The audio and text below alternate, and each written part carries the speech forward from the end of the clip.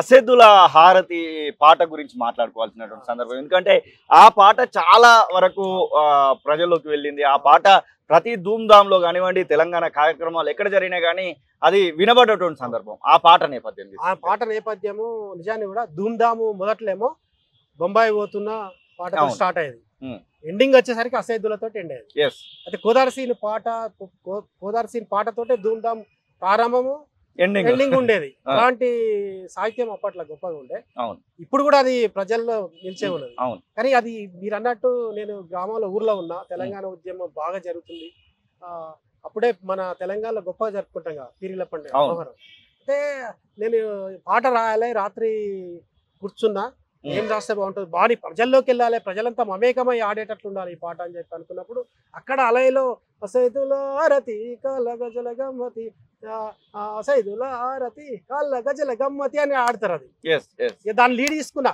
మనము రచనలు అంటే ఎక్కడో చేయాలి, ప్రజల భాగస్వామ్యం నుండి, ప్రజల నోళ్ళ నుండి, వాళ్ళ జీవితాల నుండి వచ్చిన పదాలే కదా అందరు వాడేది, మనం ఇంకా పుట్టించేది కాదు అని చెప్పి అదే లీడ్ తీసుకున్నాం. అందరి సమైక్యంగా ఒక అలా కలిపి ఆడుతుంది అన్ని వర్గాలతోటి బాయ్ బాయ్ అని అలా అసైదుల హారతి ఆహారాన్ని మనం లీడ్ తీసుకున్నాం.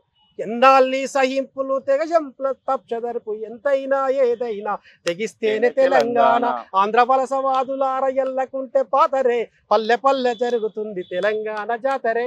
సీనుబాయ్ పాట రాసినప్పుడు అప్పుడు సకలజన సమ్మె లేదు, ఇంకేం లేదు, ఏం లేదు, అందియాలి, ఒక పాట మంచిది ఇయ్యాలని రాసినాం. కానీ నేను ఎట్లా అన్నానో, పల్లె పల్లె జరుగుతుంది తెలంగాణ జాతరే, అది రాసినాక ఒక 2-3 ఏళ్ళ ప్రతి ఊళ్ళో ఉద్యమం జరిగింది, సకల జన సమ్మె. అంటే అంటే సరే మనం పరిస్థితులు ముందే ఊహించి రాస్తామా అని కాకుండా ప్రజల్లో ఉన్న భావాన్ని మనం బహిర్గతం చేస్తాం. ఈ ఊకోరు ప్రతి ఒక్కరికి చైతన్యవంతమైండు, మా తెలంగాణ మాకి అనే ఊకోము అని చెప్పిన అందులో గొప్పగా చెప్పినాం కదా. పోరాటం పొద్దులై ఎర్ర కళ్ళ పగులులై కుట్రదారి ఎత్తులను చిత్తు చేసే శక్తులై పొక్కిలైన వాకిళ్లను దుఃఖాలను తీర్చరా, ఎక్కిపడే పల్లెలను ఎదల కద్ది కదలరా, అసైదుల హారతి కాళ్ళ గజల గమ్మతి. అలా ఈ ఉద్యమానికి ఓ నాయకుడు పార్టీ నాయకత్వం వహించే అవసరం లేదు, ప్రజలే రాండి అంటున్నాం. నైజాములు ఇది చెప్పినాం కదా, నైజాములు దరిమినోలం నాజీలను వంచినోలం, పరాయోని ధర్మనికి పెద్ద పని కాదురా, పంపకము జరగకుంటే అంత పని జరుగురా. పరాయులను తరడానికి పెద్ద పని కాదు మాకు, మీరు పంచలేదనుకో అంతకంటే ఎక్కువ అవుతుంది. అందులో చాలా అంటే ప్రజలను మనం పోరాటం చేయాలి, పోరాటం మీరు ఇయ్యకుంటే మా తెలంగాణ వదిలికుంటే ఏం పరిణామాలు అవుతాయో కనుక చెప్పినాం. తెలంగాణ రాష్ట్రం అంతా మీరు తిరిగి చాలా ధూమ్ధాం వేదికలు, ఆ తర్వాత వివిధ పార్టీలు ఏదైనా కార్యక్రమాలు ఏర్పాటు చేశాక పార్టీలు ఏదని చూడకుండా తెలంగాణ ఉద్యమం అంటే మీరు అందులో పాల్గొన్నటువంటి సందర్భాలు ఉన్నాయి.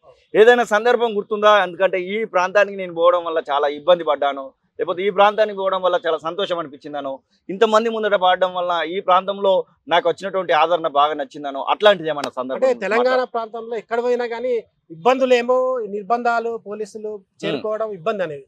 అక్కడ వేదికలు అయిపోయిన తర్వాత ప్రతి ధూమ్ధాం అన్న ఇప్పుడు ఎక్కడ పోయినా కానీ మనం అక్కడ పోవడానికి చేరుకోవడానికి చాలా ఇబ్బందులు. ట్రాన్స్పోర్ట్ లేకుండే, పోలీసులు అడుగడుగున ఆపేది, ఆ గ్రామీణ ప్రాంతాలకి పోవడానికి లేకపోయేది. కానీ ఆనందం ఎక్కడుందంటే వేదిక ఎక్కి ధూమ్ధాం వేదిక ఎక్కిన తర్వాత జై తెలంగాణ అనగానే ఓ అని ఇట్లా పెక్కిలిడ్చిన గొంతులతోటి ప్రజలంతా ఉవ్వెత్తున జై తెలంగాణ అని అన్నప్పుడు ఆ ఆనందం వేరుండే. ఆ ధూమ్ధాం అయిపోయిన తర్వాత ఎక్కడో అక్కడ వెళ్ళిపోయిన తర్వాత మళ్ళీ మనం గమ్యానికి ఎట్లా చేరుకుంటాం, ఆ రాత్రి ఎక్కడ తింటాం, ఆ పరిస్థితులు చాలా ఇబ్బందికరమైన ఉండే. అయితే ఎక్కువ ఈ ఇబ్బంది పడ్డదంటే హైదరాబాద్లో జరుగుతున్న కార్యక్రమాలకు పోలీసు వాళ్ళు అక్కడక్కడ నిర్బంధాలతోటి ఇబ్బంది ఉంది. కానీ సంతోషాలు గ్రామీణ ప్రాంతాల్లో తెలంగాణ ధూమ్ధాం, తెలంగాణ కళాకారులు అంటే స్వాగతం పలికేటువంటి పరిస్థితులు గ్రామీణ ప్రాంతాల్లో ఉన్నాయి. అని అలాంటి సంతోషకరమైన వారు. ఇదే సందర్భంలో చాలా వరకు అంటే తెలంగాణ రాష్ట్రం వచ్చిన తర్వాత బాధ అనేది అమరవీరులు చనిపోయినప్పుడు, మనతోటి ఉండి మనతోటి మాట్లాడి మనతోటి ఆడిన అమరవీరులు చనిపోయినప్పుడు, చాలా కుటుంబాల దగ్గరికి వెళ్ళినప్పుడు, వాళ్ళ అంత్యక్రియ సంస్కరణలకు వెళ్ళినప్పుడు చాలా ఇబ్బంది, అసలు ఏడుపు. అది అందుకే ఇది కొన్ని సందర్భాల్లో సిన్భాయ్ తల్లులు అనేది ఇప్పుడు మా ప్రాంతంలో శ్రీకాంత్ కావచ్చు, వారు తొలి అమరవీరుడు, శ్రీకాంత్ తోటి యాదయ్య, ఒక సుమన్, వీళ్ళంతా చూస్తుంటే అట్లా స్టార్ట్ అయ్యి అమరవీరులు చనిపోతున్న క్రమంలో అది ఉద్యమంలో భాగంగా పోతుండేది. ఓకే. ఉద్యమంలో అందరూ సమ్మె చేయడము, సకల జనులు పాల్గొనడము, ధూమ్ధాములు అవ్వడు, దాంతో భాగంగా అమరుల త్యాగాలు వారు చంపివ్వడం, త్యాగతర్పణం కూడా ఒక భాగమైపోయింది ఉద్యమం. అసలైన తొలి వెలుగు. ఫాలో వాట్సాప్ @తొలి వెలుగు official.